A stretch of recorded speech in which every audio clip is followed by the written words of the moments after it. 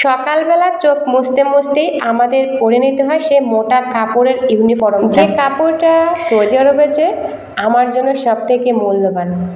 আসসালামু আলাইকুম, আমি পারভিন আক্তার, সৌদি আরব থেকে আপনাদের সাথে। সবাই কেমন আছেন?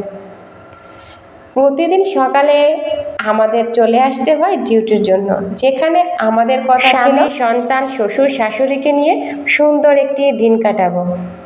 ভালো ভালো লোভনীয় খাবার রান্না করে স্বামীর প্লেটে তুলে দেব, বাচ্চাদের গোসল করাবো, স্কুলে নিয়ে যাব, খাবার খাওয়াবো।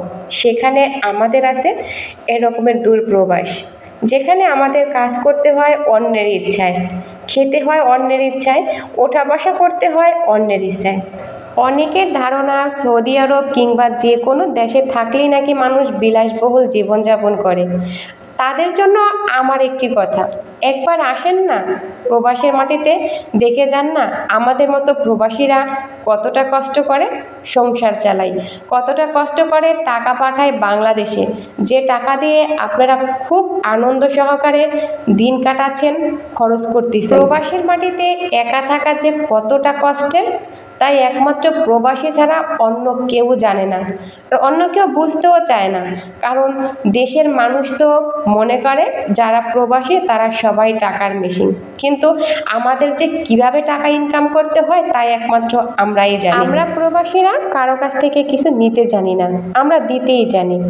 আমরা দিতেই সব থেকে বেশি পছন্দ করি। আমরা পরিবারের মানুষের কাছ থেকে কিছুই চাই না, শুধু তারা একটু ভালোবাসুক, আমাদের একটু সময় দিক, তাতেই আমরা অনেক খুশি।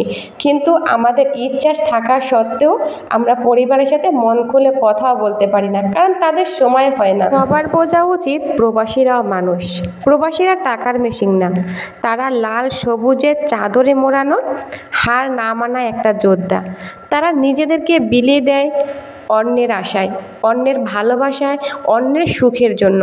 তারা রত্ন কুড়িয়ে প্রবাসে থাকা আপনার স্বামী কিংবা আপনার সন্তান যেই থাকুক, তাকে কখনো টাকার জন্য চাপ দিবেন না, কারণ সে এমনিতেই অনেক কষ্ট করে প্রবাসের মাটিতে আপনাদের জন্য যুদ্ধ করছে সবাইকে রেখে। আপনি তো আপনার দেশে আপনার অন্য সব সন্তান, আপনার স্বামী কিংবা আপনার স্ত্রী, যে কাউকে নিয়েই ভালো আছেন, আপনার আত্মীয় স্বজনদের কাছে আপনি যেতে পারছেন, কষ্ট হলে আপনার মনের কথাগুলো আপনি অন্য কারো কাছে শেয়ার করতে পারতেছেন। কিন্তু আমরা প্রবাসীরা কখনো কারো কাছে কোনো কষ্টের কথা শেয়ারও করতে পারি না, আপনাদের কাছেও কোনো কথা আমরা বলতে পারি না। কারণ একটাই, যে আমরা প্রবাসী, আমরা সব সহ্য করতে পারি।